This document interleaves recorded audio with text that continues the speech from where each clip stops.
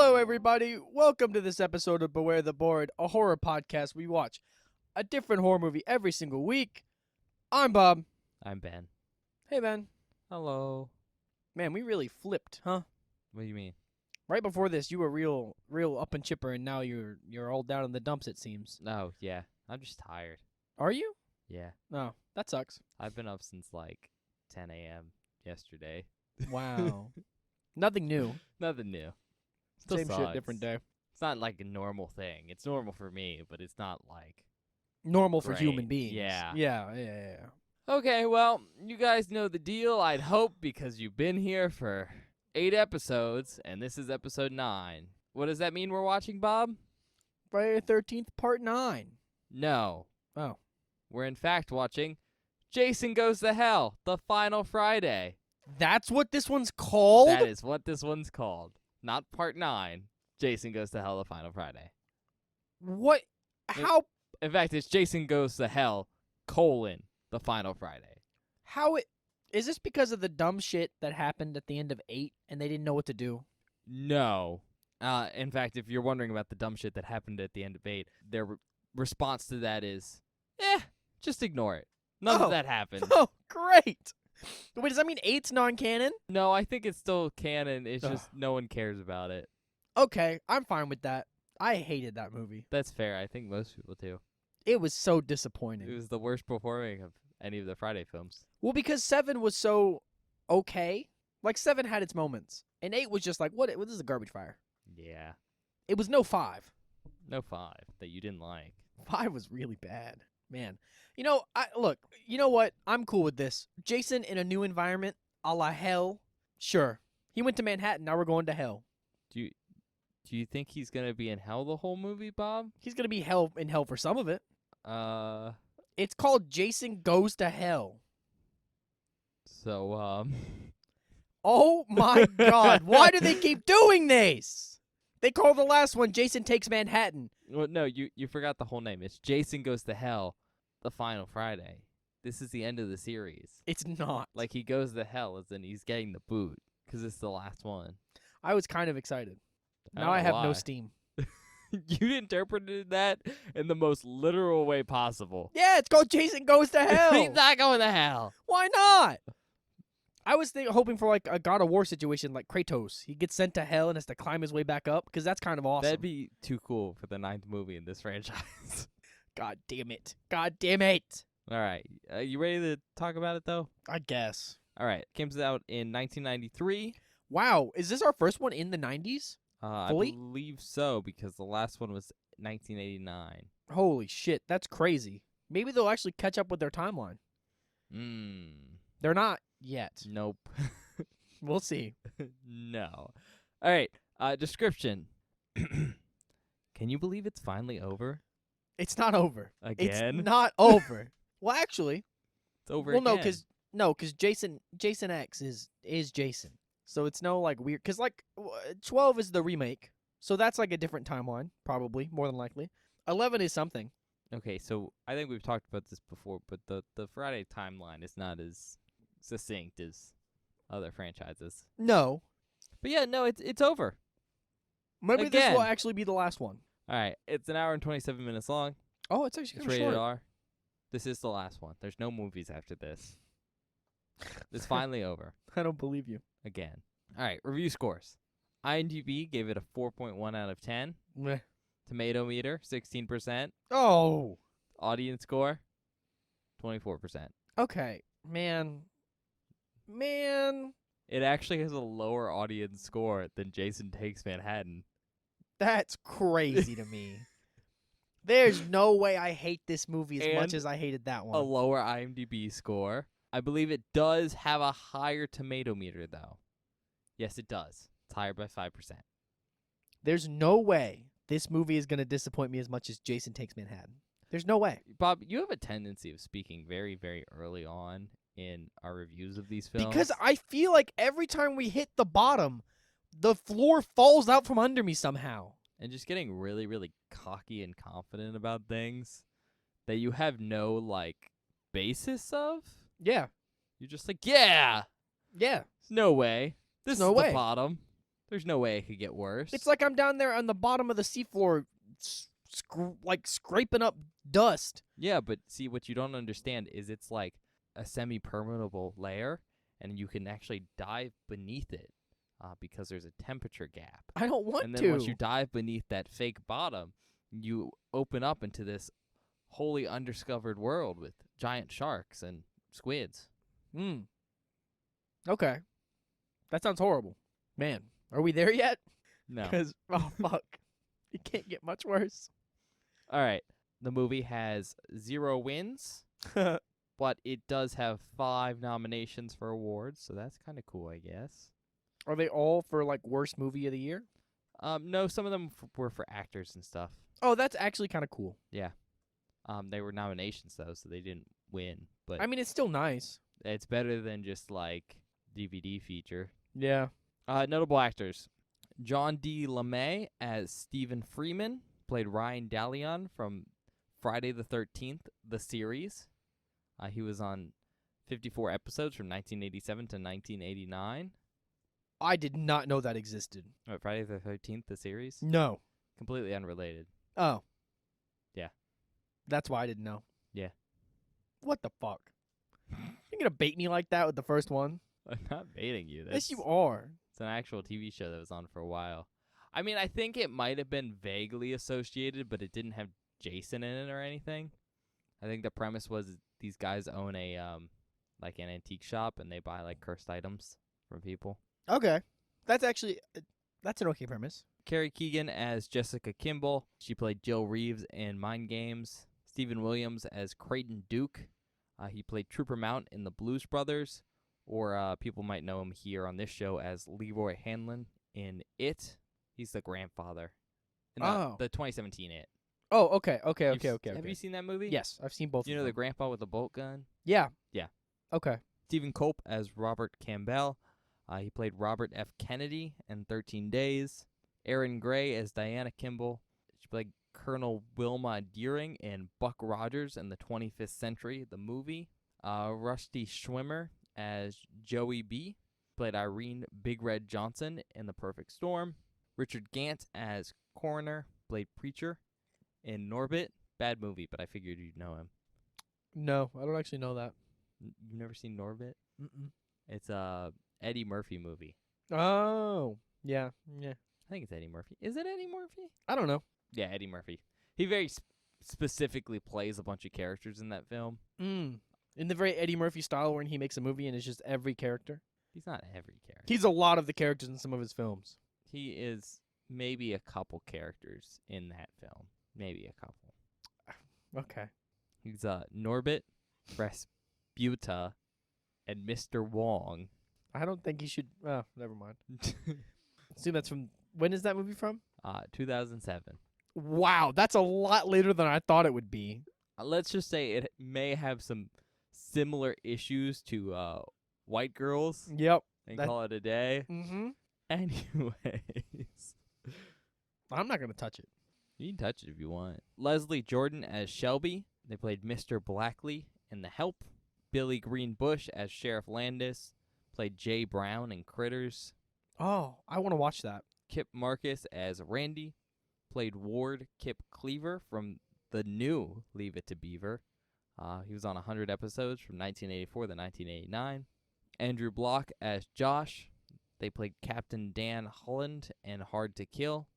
And then Allison Smith as Vicky. Played Jenny Lowell from Caden Alley. They were on 115 episodes between 1984 and 1989. Okay. Directors, Adam Marcus. He's also directed Conspiracy. And then the writers, Adam Marcus has a story by credit. He also helped write the Texas Chainsaw, the 2013 movie. Oh, okay. Other people on here are Dean Lorey. He has a screenplay credit on this movie. He's worked on Harley Quinn. Like the animated show? Mm-hmm. That's cool. He's been on like 34 episodes for like developed by and written credits. I think he's also a producer on that show. That's pretty rad. And then the other one's Jay Hughley. He also wrote Tales of the Gold Monkey. He wrote 2 episodes of that, 1983. And he has a story by and a screenplay credit. Budget's estimated at $3 million. with a box office of 15.9 million. I mean, they gave it a good amount of money compared to the other films, except for the last one, at 3, because the other one's around 2. Made 15. It's not horrible. I think it's the second worst turnout so far. Yeah. I mean, but the other one's, It's still better than the last one. Yeah, that's what I'm saying. Like, at least they recovered a little bit. They made 5 times their fucking budget, dude. I mean, yeah, it does help when you spend less money on the film I mean, sure. and make more than the last one. Country of origin, United States. It's apparently the original script title was Friday the 13th, Part 9, The Dark Heart of Jason Voorhees. That's actually kind of cool. I don't hate it. They didn't use that, though, obviously. Obviously. All right, tagline. Evil has finally found a home. Okay. Get it? In hell. Yeah, 'Cause he's not going to That's stay where there. this movie's set, obviously. Obviously. That's what Bob thought. Why wouldn't it be? Because it's an expression, Bob, Ugh. which is implied by the final Friday part, because this is going to be the last movie in the series. There's no Obviously. way they're going to somehow drag his ass to hell. This is the last movie in the series, Bob. No movies came after that. The last 3 movies are just fake. I've been lying to you the whole time. Jason X isn't real. Jason X isn't real. All right. Before we get into the movie, I think it's important we discuss a couple things, just so you kind of know them going in. Okay. First of all, as you know, Part 8 isn't great. Part 8 is not great. In fact, it could be thought of as so bad that Paramount sold the rights to Jason to New Line Cinema, and so that's who made this film. Oh, man. I did not know that. So Holy that's a shit. Different company. So we've exited the Paramount age, and we are now in New Line Cinema age. I had no idea that happened. Holy fuck. Now, what is important to note about this, besides the change in ownership, which is going to affect some like things tonally and stuff like that, is most importantly when they sold it over, they sold Jason. They did not sell the rights to things like Friday the 13th or Tommy Jarvis. So the reason this isn't called Friday the 13th Part 9 is because New Line Cinema didn't own the rights to the Friday the 13th name. They just own the rights to Jason. That's dumb. And so what you'll notice is for basically all the films going forward, they are the Jason films. So that's why this one's Jason Goes to Hell. The next one's It's Jason X. Jason X, Freddy vs. Jason. Oh, my God. They did eventually get the rights to like names. The last film is a Friday the 13th film, but I don't know how that affects my expectations at all. well, that's just a naming thing, right? But they also don't own like other things invented in the Friday franchise because they just own the Jason stuff. So Huh. they don't own like Tommy Jarvis and stuff like that Mm. or any like legacy characters. Oh. So they can't show up. Do we at least get, like, the harpoon gun? Is that legacy? Can that return, Well, please? That's not owned by Paramount. I don't know. They don't own harpoon guns, Bob. They might. That's not how this works. Kind of going with a trend here, but this film was originally intended to be a Freddy vs. Jason film, Oh. as Okay. was the last one. Yeah. Basically, they've been wanting to do it for a while, but, it's kind of closer than ever now. Yeah, it's since true. the rights have switched hands. But the plan to do, like, a Freddy vs. Jason was kind of put on hold because right around when this movie was starting to go in the works, a new Nightmare on Elm Street movie was, like, announced. Mm. Basically, they didn't think it was the right time to like do a crossover, Mm-hmm. and so instead they were like, let's make a movie to keep the property alive, the Jason property, and also like have a better setup for whenever we do a Freddy versus Jason film that isn't just New York. No, 'Cause, that's let's not start a Freddy versus Jason film with little boy Jason in the sewer. sewers. And then last but not least, this is the feature-length directorial debut of the director. So they Oh. gave the film to a first-time director. That's kind of maniac behavior, but okay. It is very much maniac behavior, because like this is late in the series, but this is the first time for New Line Cinemas to have this property, Yeah. and you want to go out of the gate strong, Yeah, you have to start strong. and they gave it to an untested director. From what I could find, part of the reason for that is that Cunningham brought him on because he's back on board. Oh, If you that's don't remember who he is, he's the original director. yeah, that's the director from the first film. That's cool. And from what I could tell, there's 2 reasons for that. Marcus, I think, helped write a script that Cunningham then sold at one point. But also, from what I found, I think Marcus was like childhood friends with Cunningham's son. Nepotism. And so they were just like, yeah. That makes me less excited. I think that's all I got to discuss with you now. That's how this podcast started. Pure nepotism. What? Yeah. Sure. We were friends, and we were like, let's make a podcast. No, I think we were friends, and you were like, I have podcast equipment. You should start a podcast with me. And I was like, I mean, I guess. And here we are. If you want. Almost 100 episodes later. Ugh. Ugh. All right, well, we're going to go watch the movie. Okay, well, see you guys in a minute.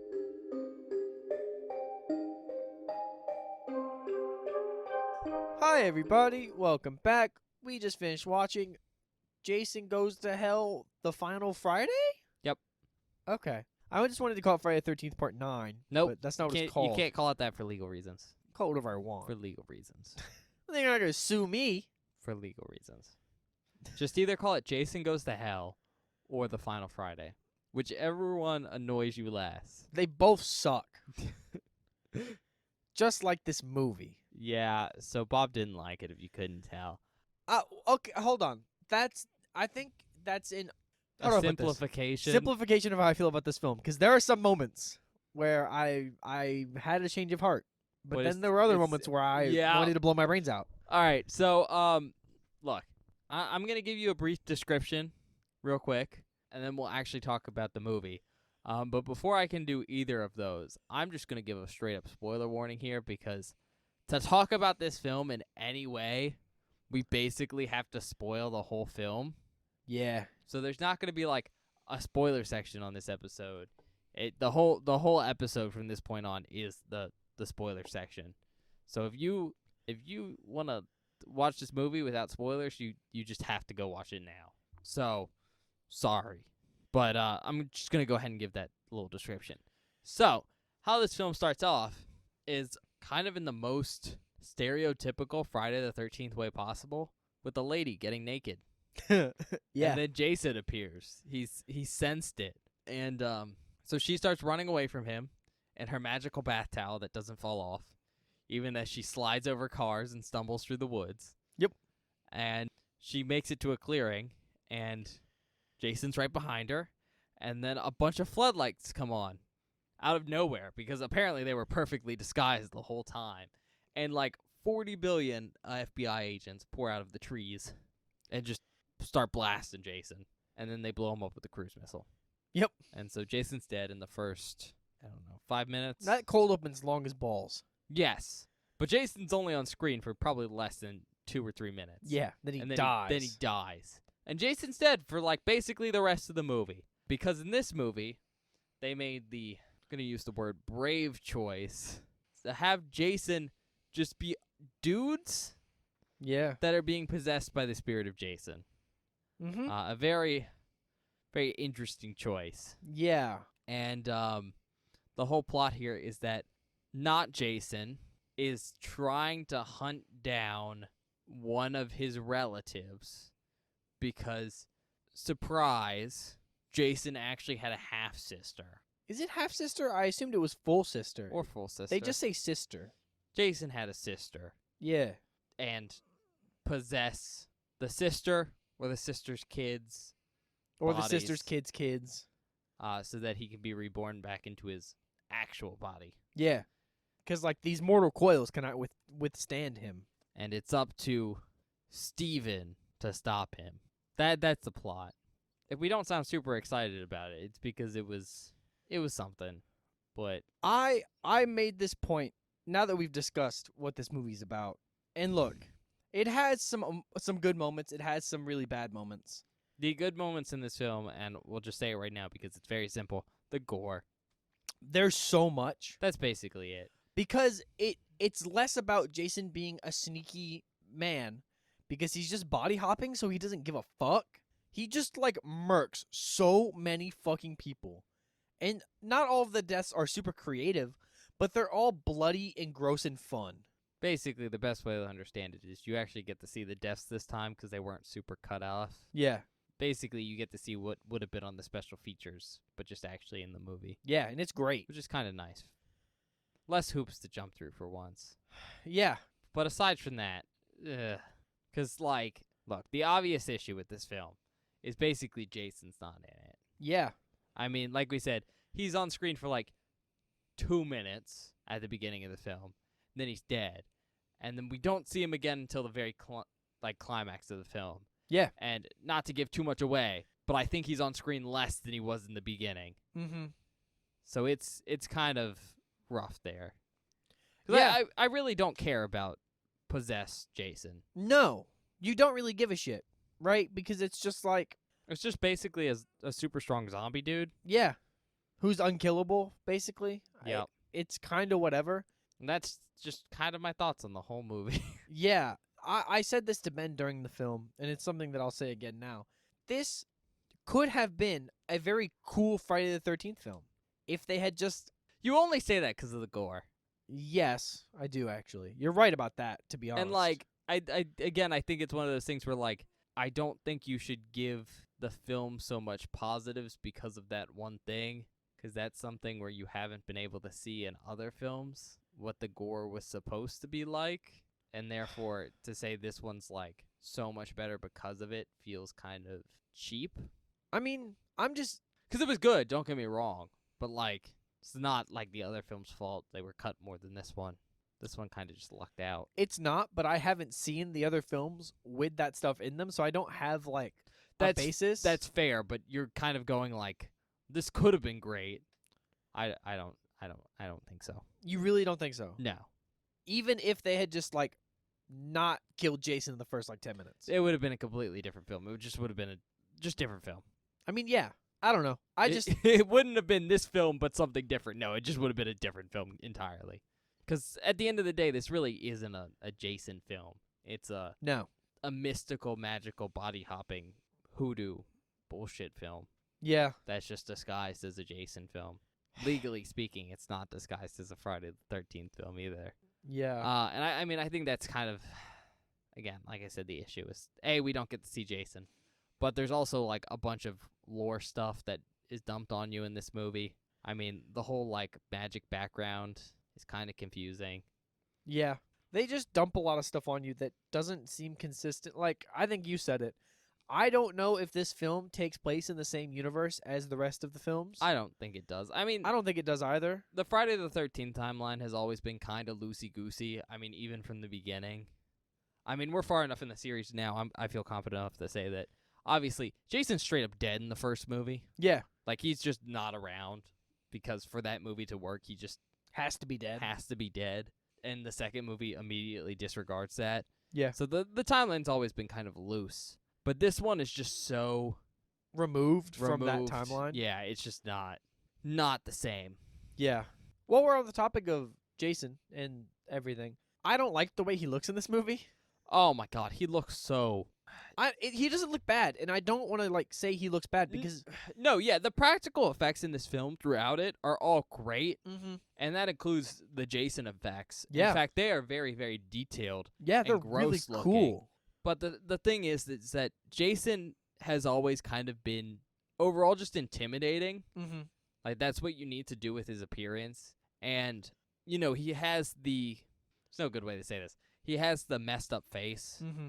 but that's always hidden behind a The mask, Yeah. so that it doesn't take away from his intimidation factor in any way. Mm-hmm. But in this one, the mask doesn't hide everything. Yeah. And in fact, the disfiguration he has is super blown out of proportion. Mm-hmm. It kind of looks like they took Swamp Boy Jason from the first movie and kind of exploded that outwards Yeah. A little bit. a lot more, which I do like that idea, but it ends up just kind of looking goofy. Like, his head is super Bulbous and like lumpy. yeah, but it also seems to like be fused with his mask in a weird Yeah, way. I really don't like that. I think it looks kind of ridiculous. But the worst one, he has long wispy hair. he has hair, which is something that is he's always never had hair. And I think the hair's the worst part. Like, I can get over like some of the weird things where like it looks like his mask is fused to his face, Yeah. but the hair kind of just makes it look, I want to say, Muppet-esque. Yeah, I don't like the creative choices they made with his makeup and stuff. But it's and the way great his design. that this is the design they choose in the film where we don't get to see Jason. So, Fair. That's Worked out. totally fair. but it was very visually impressive. I just didn't like it. No, same. Like, it's well done and well made. I just don't prefer that version of him. Yeah. I think my favorite is probably what? 7? I was gonna say 7 for me too. The second 7 is time he's a so zombie. Fucking good. So good. With He the looks bones so good in coming out of his 7. back. Like, that's not my favorite Friday the 13th film, but that's my favorite Jason has looked. Yeah. He just looks so awesome. It's so cool. While we're on it, Yeah, I who gotta- do you think the Jason actor is? well, considering I got maybe 10 minutes of fucking screen time, No, you got less than that. Maybe 5. would they hire Kane Hodder and give him less than 10 minutes of screen time? I don't know, would they? Or is it just some random guy? Some random guy. Because they shoved him in a shit ton of makeup, whoever yeah, it was. it's a lot. Oh god, because it was Kane Hodder in what? 7 And 6. and 6, 6, 7. He's Jason in 10. No, was he in 6? I Was don't it think he was in 6? 6. I don't remember. I think I no. thi- It was the first one he was in. He was was just in 7 and 8. Are you sure? Yeah, Jason Lives, which is 6, was CJ Graham. Oh yeah, okay. So 7, 8, and then would they skip 9 and bring him back for 10? They definitely would. They would, wouldn't they? But it's preposterous Especially to do because he such just a thing. isn't in this movie. It's true, and Kane Hodder's probably an expensive man. You can just get anyone. No, that seems dumb. That's too dumb. It's not that dumb. There's no, they wouldn't skip it. They wouldn't skip it. He's in 7, 8, 9, and 10. He's in this one. Am I Are you right? sure he's in 10? He's definitely in 10. That's the only one that I know for sure. He is in this one. Okay. Yeah. Okay. Cool. Cool. You know how you know Kane Hodder's in this movie? How? He does play Jason, but you know how you know he's in this movie? How? Just in general? No. Because he plays a different character in this movie. Bob just doesn't know what Kane Hodder looks like, apparently, because he didn't recognize him. Who was he? He's one of the FBI agents at the coroner's office. Oh, The one with the mullet. that was That's Kane Hodder. okay. That makes sense. That's why he insults Jason and he calls him a bitch. Yeah. Okay. That's Yeah. fucking awesome. I just know what he looks like from Hatchet. Seeing him as Thomas That's Crowley. fair, but he's much, much older in that film. Yeah, he's much older. Yeah, so I didn't in recognize him. fact, he's, what, like 10 years older? No, like 20 Yeah, he's older. at the very least. Anyways, do you have any more points you want to talk about? I have some things I want to bring up. Yeah, so we talked about how in 5 there are tons of like 5 has a lot of really ridiculous characters who are just kind of absurd and not well written, but like really over the top and ridiculous. Yes, because the director was like, hey guys. Do whatever you want. Well, no, it was more like, I don't care what you do. Yeah. This film has a lot of that a lot of similar characters like that. There are tons of ridiculous over the top characters such as Pookie, who we haven't mentioned, who I enjoy. I like Pookie. I think he's funny. And a couple of other people. Except this time they were given direction in a script. That's So they're like because- actually funny and interesting. Like Randy, I like Randy.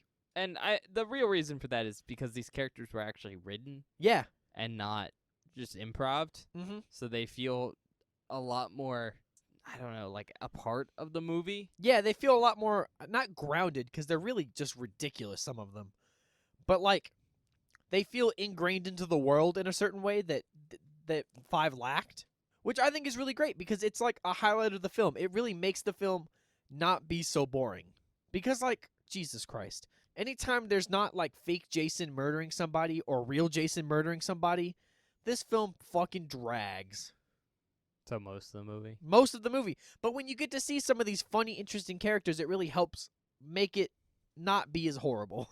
Yeah, but I still don't think it's worth it. It was a 'Cause- highlight for me. Yeah, but they're barely on screen. It's true.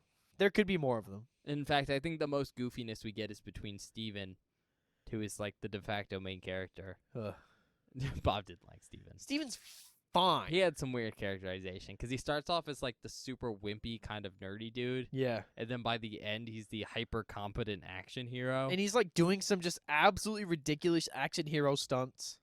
But he has a friend Randy who's basically the deputy, and they just tussle a lot, and it's very funny.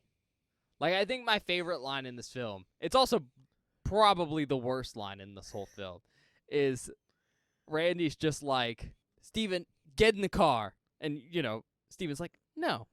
Randy's like, I've got a gun. And Steven's like, fuck this, I've got a gun. Very funny.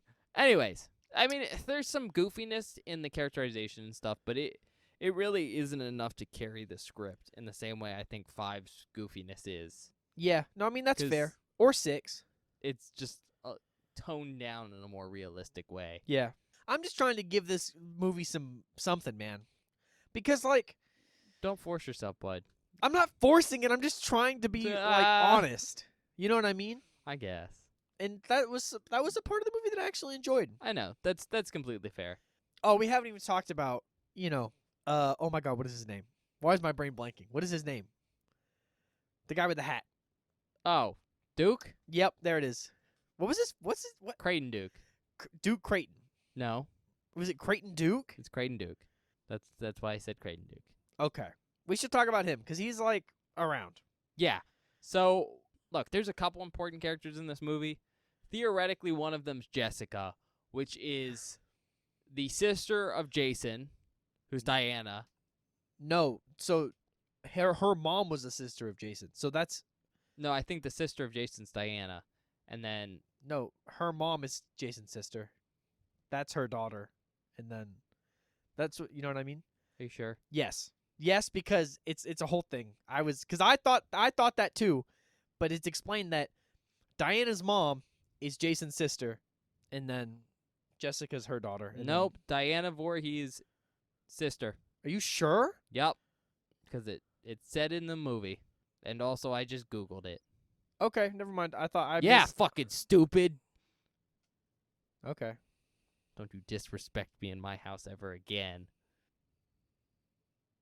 So anyways, Diana's the sister of Jason, and then her daughter is supposed to be the main heroine, Jessica. Yeah. So she's allegedly one of the main characters. The other one's Steven, who is basically the main character of the whole film, Yeah, I mean it's a lot of him. and essentially the foil for Jason. And then there's our Ahab of the film, Creighton Duke, Mhm. who's just this random bounty hunter in the movie Yeah. whose only purpose is to exposition dump. Yeah. And like hunt Jason. He doesn't really even do that. He doesn't even really do that. He just exposition dumps Yeah, cuz he has like a bunch of knowledge about Jason and steals a baby. and steals a baby. I wanted to bring up Creighton Duke mostly because we talked about this during the film and I expressed this. I don't like him as like our Jason bounty hunter in this film because he doesn't have, in the ways that Tommy Jarvis did, any personal ties to Jason whatsoever, other than in this film they set up Jason to just be like a mass murderer that's been like stalking Crystal Lake for, I think they said 83 confirmed murders. Yeah.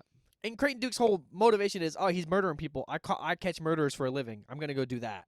I wish that there was some sort of personal tie back like Tommy Jarvis had to Jason in any way. Like, I find Creighton Duke's motivation to be so uninteresting. And you mentioned this. You said that you knew actually that they planned on shooting or like did shoot something to kind of tie him back into that. Can you tell me what that is now? Yeah, so there is some backstory of like why Creighton Duke is so obsessed with killing Jason. First of all, it is hinted at in the film. I think you just completely missed it. Probably. Because Creighton Duke even references like, I'm gonna kill you, fucker. Yeah. You and me again. They basically they've met up and they've mentioned it in the film. It's just very brief. Okay. Which is why you kind of missed it. But the backstory, as far as I'm aware, and I'm not sure like if it was ever shot or anything. I think the directors just talked about it. But basically my understanding is that when Creighton Duke was younger, he was at Crystal Lake with his girlfriend Mm-hmm. and she got murderized. And Okay. he survived. Okay. And so like he swore vengeance. And so he's basically spent the rest of his life since he was a teen, and he's like an older man. He's like probably 40s or 50s. Yeah, basically prepping to kill Jason, like learning as much as he can, gathering resources. Like part of why he became a bounty hunter was so he could like not only train but pay for everything. Mm-hmm. So Okay. I wish they'd included that. It would have made me like that character a lot more than I did. yeah, I mean he's not supposed to be the foil for Jason. He's just the expedition dump character. But having some form of better tie-in kind of would have made it better. Yeah, I mean, Because it's implied just very loosely, and unless you're willing to make those jumps for it, it feels like a weak character yeah, to be there. He's super cool, though. he's cool. I just don't. But I think that's more on the actor than it is on how the character is in the movie. Yeah, who plays him in this film? Do you remember off the top of your head? I mean, not off the top of my head, but I have my notes, so I can just tell you. It's Stephen Williams. Real good job. Yeah. He's suave as hell in this film. He's great. I mean, one of the the nominations we talked about was for Fangoria for Best Actor. To Yeah. him. No, he did it. I mean, honestly, he probably gives the best performance in the movie. Yeah. He's like, when he's on screen, it's interesting. Okay. Do you have anything else, or can I bring up my points now? We can hear your points. Okay. Well, pretty straightforward. I think the first one I want to mention is regarding the director. Mm-hmm. First of all, first-time director, and I think for like a first-time director for a film, he didn't do a bad job. No. I think I would have preferred someone a lot more experienced. But the one thing I can say about him as a director is just watching the film, you can tell he has a lot of passion Yeah. for horror and for the project. There are references to Oh. stuff There's all kinds of references scattered everywhere, sprinkled throughout. as well as just kind of fun jokes and just like meta tech stuff. I mean, there's one scene where people are having just the most egregious sex scene ever. It is fucking ridiculous. But very specifically, we see Jason step on the condom to show that they're not using it, yeah. and then they get murdered Mm-hmm. to basically imply that unsafe sex is the real killer. Yeah. Long story short, I can applaud him for being just like really into it and everything, but I don't like all the supernatural stuff in this film. No. that decision Oh from my him. God. Thank God you brought this up. I didn't know when we were gonna get here. You know, it's just not great, and I think it kind of muddies the waters for what's happening in this film Yeah. and distracts from really what the franchise needs to be, which is just big dude killing people. Mm-hmm. Because I mean, I don't know about you, I don't think we really care at this point. No, The man. logistics of how Jason is alive. No. He's been brought back twice now, Yeah. like both in the same way, and I was like, you know what? Fine. I just like, if I cared anymore, I wouldn't be watching these films. Fair. But I do think it is important to mention like what the director's hopes were for adding these supernatural elements. Okay. So basically, he wanted to add supernatural elements regarding Jason Voorhees and like a mythology surrounding the character to fix like some of the intrinsic issues he saw throughout the series with some of the timeline issues. Mm-hmm. Because like, how the fuck does this character just magically get resurrected? And so I think in his mind, by making the character like maybe inherently magical, that would make more sense. Which I do think is It is a solution. a valid argument.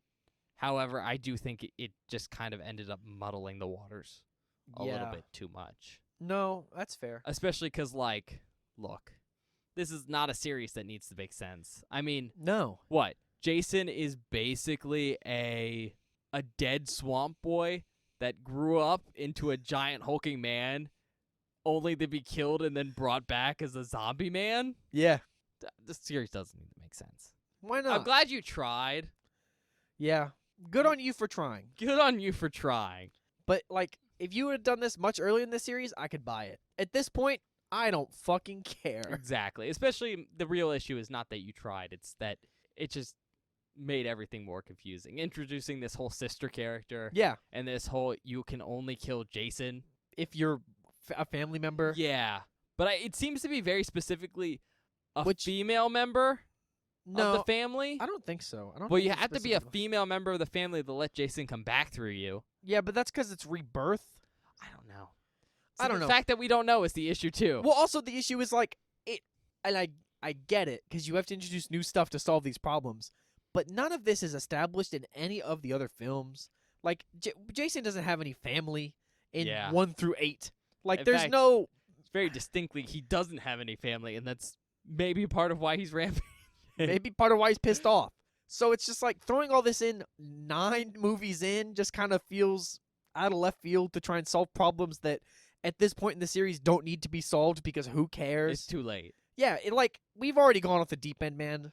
Now, what I will say, and it's one of those things I kind of like, just because it's super nerdy, like horror fanatic stuff. But did you figure out why Jason is just straight up a magic demon thing in this movie? I know you saw it. Whoa. We talked about it. I'll No. give you a hint. It was rectangular shaped. Oh, the Necronomicon. Yeah, the Necronomicon's in this movie. Yeah. And very specifically, it's not the Lovecraftian Necronomicon. It's the Necronomicon From Ex Evil. Mortis, the Evil Dead Necronomicon. Yeah. Very specifically. And again, it's one of those things that isn't mentioned explicitly, and it's not necessarily explored in this film. It's No. just like basically a cameo because New Line Cinema did own Evil Dead. And so this was one of those things where the director put it in as a reference. But he is, like, I think, kind of on record said what his intention was. So I'll share that with you, kind of like the Creighton Duke thing. Cool. But my understanding of it is basically when Pamela, I think, was pregnant with Jason, she used the Necronomicon, and Oh, it no. made Jason, if you don't know, there's Deadites. That's what the Mhm. demon things are called in Evil Dead. I know you haven't seen that, so I'll try not to spoil too much about that movie. But she basically made Jason a Deadite thing. Oh, God. So that's why he's magic in this movie, Okay. and that's Also where all the explains- magic comes from. How he survived at the end, won somehow. Yeah, A little bit. maybe. I guess. Doesn't really, but It doesn't really track. I just think the it's kind of timeline. funny. He might be a Deadite. No, that is cool. And like I said, I can appreciate stuff like that. It also maybe explains the magic dagger, which Oh, my makes God. no sense. Basically, at one point in this film, Creighton Duke throws a regular dagger that he's had the whole movie to Jessica, Yeah. and it transforms into this ornate dagger. Yeah. And the real question here is whether it was a magical dagger that Creighton Duke had. that Creighton Duke had, and when it's handed to a Voorhees, transforms into a magical dagger, or if just for whatever reason, whenever Jessica touches a knife, it transforms into that. like she's fucking Sailor Moon or something. Yeah. I don't know. I don't know, but to me, if we pull on that Deadite mythology, it's the Kandarian dagger. It has to be because you have to kill Jason with it. Oh, well, I don't know. Bob doesn't know what that is. I That's don't fine. know.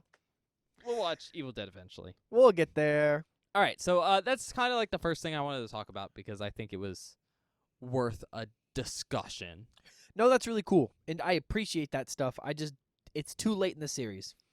Yeah. No, I definitely agree. Next thing I think we should mention is Stephen Freeman, who's basically the main character of this film. And as we've said, has some weird characterization issues because he starts off super nerdy and then becomes like this super badass. Yeah. And I don't know about you, but I kind of didn't care. No, me 'Cause- either. He is just a character in this film. He's just there. But also, he isn't Tommy Jarvis. And the Nope. only guy I care about beating the shit out of Jason It's Tommy Jarvis. is Tommy Jarvis. 'Cause Or it's Creighton Duke. Fair. But Tommy Jarvis specifically, because he has that build-up Yeah. where I'm willing to believe that, oh, this dude's able Yeah. to kick the shit out of Jason. Because Jason is so OP and scary. And you're telling me this little twink-ass bitch is fist-fighting him and surviving somehow? Yeah. And the reason I think for this questionable characterization is because, very obviously, if you couldn't pick up on this, Bob, Stephen Freeman was just supposed to be Tommy Jarvis. Nah. And, like, in very early drafts of the script, but New Line didn't have access to Tommy Jarvis. So the I see. character was just kind of made into his own thing. And so I think what ended up happening is some of the scenes, especially early on, are written more for, like, this new character in mind. Mm-hmm.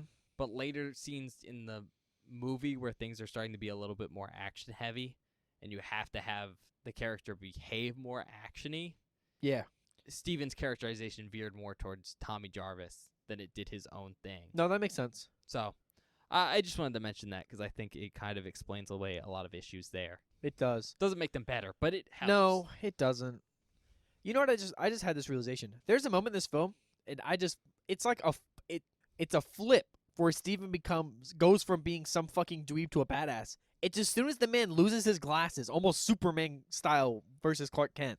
Oh yeah. And then he instantly becomes just so ridiculously action hero. Oh, yeah. When the flip happens for Steven, he becomes straight up batshit insane. Like as strong as Jason insane. He tackles him at some point and starts beating the shit out of him. I think the most egregious scene though is when he's handcuffed and his hands are behind his back. He jumps vertically in the air, has his his handcuffs arms go under his feet, and then grabs a gun and starts shooting not Jason. Yeah. Repeatedly. A lot. Perfect accuracy. It's incredulous. Still handcuffed. Still handcuffed. I just want like anyone else to have done that. It would have been so much. If Creighton Duke had done that, based. Fair, because Creighton Duke should be able to do that. Should be able to do that. But he's just not really in the movie. No. I will say, I do like Steven better than Jessica, Ugh. who, because of the whole magic-related plot, just has to be there at the end. Yeah, she's just and kind of around. Kill Jason, and it doesn't feel earned. No, because like... 'Cause I don't care. She doesn't When matter. does she show up in the film? Tell me when she shows up. Steven matters, but Jessica shows up like 40 minutes into 45 the film. minutes in the movie? It's like, why weren't you here from the beginning? Why weren't you the main character? She gets called on the phone for a little bit, but she doesn't matter, really. No. She's only there to facilitate the magic. Because she has to be. It's stupid. Yeah. Okay. Last thing I want to talk about before we talk about the very ending of this film, I think, is very specifically the reason for why we don't have Jason in this movie. Oh, there's an actual reason. There is an actual reason. I'm not sure how good of a reason it is, but it's an actual reason. Okay. And I just want to start off by saying there's some debate over whose idea it was. But basically, the idea was to kind of do something different, which, again, respect for that. I don't like it, but doing something different in a 9-movie franchise is very brave. It's brave and also can be good if it works. It didn't work. It didn't work. But basically, lots of evidence points to director Adam Marcus deciding to do the possession thing instead of the strictly Jason Voorhees thing. But apparently he claims that he was told by Sean S. Cunningham to get rid of the Jason mask for this movie. So Cunningham denies that, obviously. But there is some debate there of, like, whose idea it was to get rid of Jason. I mean, I think it makes sense for Cunningham to say that because, I want to be real, Cunningham got rid of Jason in the first film. Fair enough. Cunningham didn't even have Jason. Exactly. That was mostly Tom Savini. So, like... I don't know. I'm just saying, it was someone's idea to get rid of Jason in the mask and do something different. See, I would have been much more okay if Jason possessing these people and they just turned into Jason. Would have been much more okay with that. Okay, on that note, I think we need to mention the end really quick. Okay. And then we can maybe get into recommendations. Yeah. If you have any. But very specifically, I do want to say that Jason does go to hell at the end of this film. He gets murdered. Mm-hmm. And why this is important is it is the setup for a potential Freddy versus Jason in the future. Jason gets pulled into hell, and the only thing left on the surface, because he literally gets pulled into the ground by a bunch of Muppet hands, is his hockey mask. And the film kind of like zooms in on it. There's some music playing, and then we see a finger knife hand grab it. Yep. And drag it underground. Mm-hmm. Signifying that Freddy now exists in this universe. He's around. And he is around. It's kind of cool. Wasn't expecting it. Kind of half expected like Jason to just come back up out of the ground and be fine. That's fair. Because, they've done that a couple times. At least this is a better place to end it for a potential crossover. Yeah. Than the last movie. Mm-hmm. No, totally. So, whatever you might think about this movie, at least it left us in a good place for a potential crossover. It kind of did that goal it set out to do. Yeah. All right. I think that's all I really want to say about this movie. Yeah, I don't think there's anything else of great importance I want to talk about. I mean, yeah, overall the film was kind of one of those meh things where it was hard to talk about because it's just so there's a blaring issue, which is the lack of Jason, and then everything else is trying to save that fact, and it's trying to save that fact and failing. Yeah. So on that note, do you have any recommendations? Yeah, I do actually, genuinely. This is the most action movie bullshit of all the Friday the 13th films. There's so much egregious slow-mo and gunfire and explosions and just like ridiculous stunts. So if you want like a horror action movie and you really don't care about Friday the 13th that much, just jump into this one. Just watch it. Honestly, this has no bearing on any other film in the franchise because it's so disconnected timeline-wise. You could just watch this by itself. Yeah, I'd say if you didn't care about the Friday the 13th IP Yeah. and you knew like very little about it, you'd probably enjoy this film more. Yeah. Because honestly, that's a big drawback is that I'm comparing it to the other films and like basing my enjoyment off of how well it meshes with them. Not even that. It's the fact that you want to see Jason and his lack thereof dampens the enjoyment of the rest of the film. Yeah. So if you don't have that issue, Mm-hmm. I mean, some of this stuff is decent enough to give you a good time. Yeah. Keeping going. If you like gore, blood and guts, practicals, this movie has it aplenty, and it's pretty solid. Yeah, I mean they were able to keep a lot of stuff in this film. That's it. That's all I got. All right, well then I'll cover the ones Bob missed. Straight off the bat, if you want a Friday film, I mean technically a Jason film, but if you want a Friday film, this is one of them. It's the 9th one, so if you're going through the list, you gotta watch this one. It's also good watching for like a pre-Freddy vs. Jason stuff. You kind of need a background. But more importantly, I'll say if you want to watch the first of the new line, Friday films, this is it. It's a rough start, but it is a start. It's not nearly as bad as I was expecting. No, yeah, that's true. If you want to watch a Friday film that does something different, that's what this does. I mean, don't have to like it, but it is different and it's interesting. Mm-hmm. I can't say I was bored.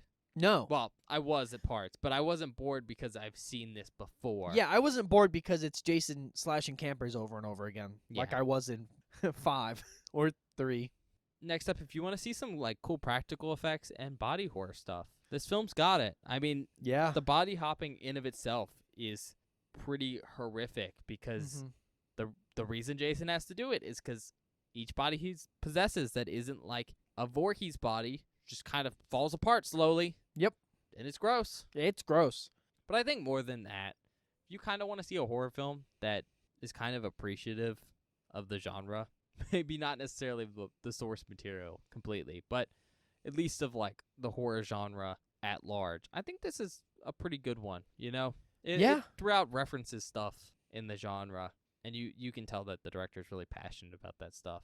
And I think that's kind of a fun thing if you like horror movies. All right, on that note, give it a rating, Bob. All right. Look, I did just say I didn't hate it as much as I expected to going in That's fair.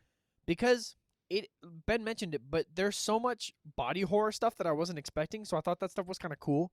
I don't like body horror, like personally. No, but it's kind of cool because we Not really seen it. haven't seen it in a Friday film. Yeah, that was what was interesting, was getting to see it. But the lack of Jason, fucking ugh. What did we give the last film, by the way? I don't remember. Oh, okay. I might have given it like a 2. It was low because that movie was highly disappointing. Just Yeah. purely based on the name. This movie, the kills, oh my god, they're so much better. They're so much better than in 8. 8 had some god awful kills. And none of them were interesting or fun. They were all ridiculous. The premise of 8 was stupid. This movie is, I would say, an upgrade from 8. I like it more than 8. I had more of a fun time than I did with 8. The problem is the lack of Jason. I appreciate them going for a new idea and trying to solve some of the problems that this series has, but you're doing it in the 9th installment. It didn't work and it caused more problems. But Yeah, you tried. but good on you for trying. There's some weird editing stuff that I just could not get over. Is it the slow-mo? The slow-mo, some weird cut stuff, not fun. Also, we didn't mention this during the movie. It's so fucking hard to see sometimes. It's so god-awful dark. There's some lighting issues, but then the saturation's pretty dark.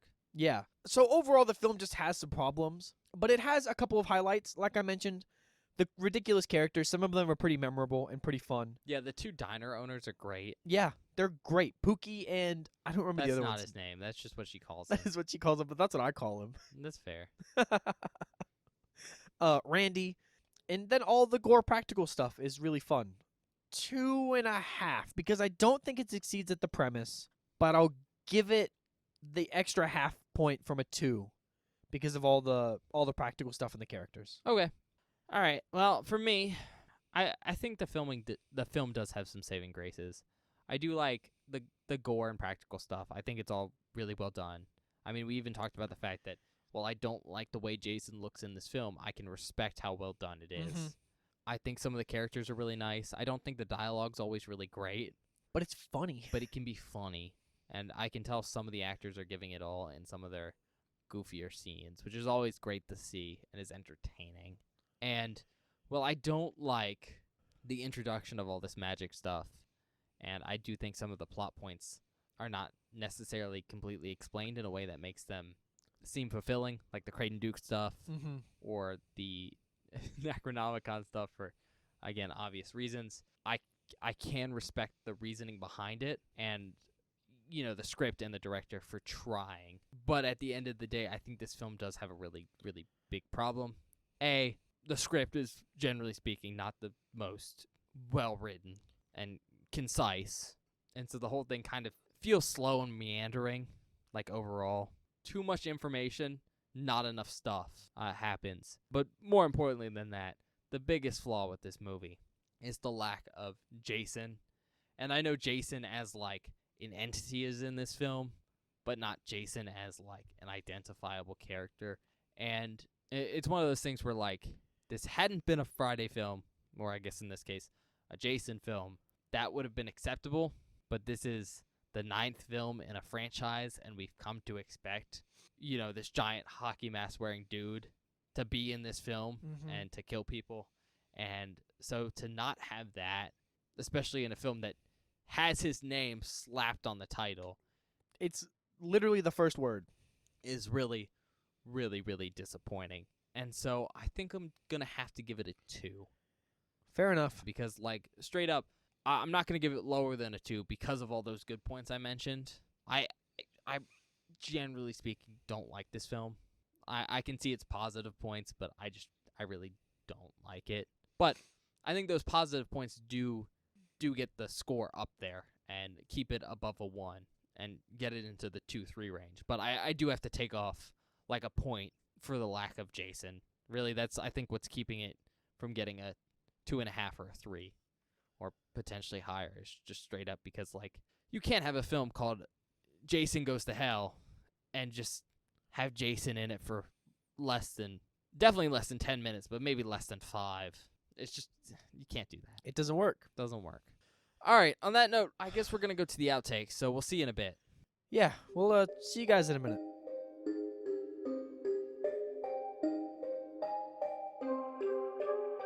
Hello, everybody. Welcome to the outtake section for this episode of Beware the Board. I hope you're enjoying our review of Jason Goes to Hell so far. I don't like this film, but it's bloody disgusting and fun. But if you do not want any major spoilers from this outtake section, please skip to 1 hour, 1 minute, and 38 seconds immediately. This first clip is Ben and I's reaction to them killing Jason at the beginning of this film. I'm gonna kill myself. What is going on right now? They laid a trap. But that's not... It's a trap! Is that Jason? Yeah. And this is the FBI. Also, these gun sound effects are awful. Yeah. I thought And you the Jason grunt complained noises. about that. Holy shit. They just hit Jason with a fucking cruise missile. This next clip is me predicting the stupid-ass plot of this film before it even happens. It's gonna do some, like, dumb, like, oh, Jason's sister, he's here to kill her. Or some bullshit like fucking Halloween. I'm gonna be mad about it. This next clip is my realization that Jason's actually dead for the rest of this film. Wait, is he like this the whole movie? Did you not realize that? Oh I thought you realized that. I fucking hate these films. I thought you'd realize that and we're fine with it, and I was like, what is wrong with you? No. Oh, I'm glad you were just stupid. Fuck these. I'm done. We're not watching 10, 11, or 12. I'm glad you were just stupid, because I thought you were pro that decision. No! Why would I be pro that decision? You said something like, I'm kind of liking this earlier, and I was like, oh my god, I might have to stop doing this podcast with Bob. Oh my god. Like, he doesn't even, like, have, like, a... No, he's just a dude. This next clip is our reaction to one of the first kills in this film. All right, Bob. You know what they say. Beware the dangers of unprotected sex. That was fucking awesome. Okay. Okay. You know what? Give me more of that. Yeah, it's just not Jason, though. That was an awesome kill, though. No, yeah. It was a cool kill. Why are you so disappointed? Because it's not Jason. That might be one of the most awesome things in a Friday the 13th movie. That's not true. Just the most awesome thing you've seen. This next clip is our reaction to the little Evil Dead Easter egg hidden within the film. Which is, like, cool because... I guess it makes sense because, like, Jason killed a fuckload of people and is, like, a menace. Is that the fucking Necronomicon? Why does Jason just have that? Well, for legal reasons, we can't say it's the Necronomicon because New Line didn't own that. But It's the Necronomicon. you know, a little bit of wink, wink. This next clip is our reaction to watching one of Jason's previous hosts melt. Oh, just pure. Oh. Oh. Oh my God. Yeah, I wasn't wrong when I just said that. Why is this necessary? That's fucking. Cool though. It's really cool though, but I don't like it.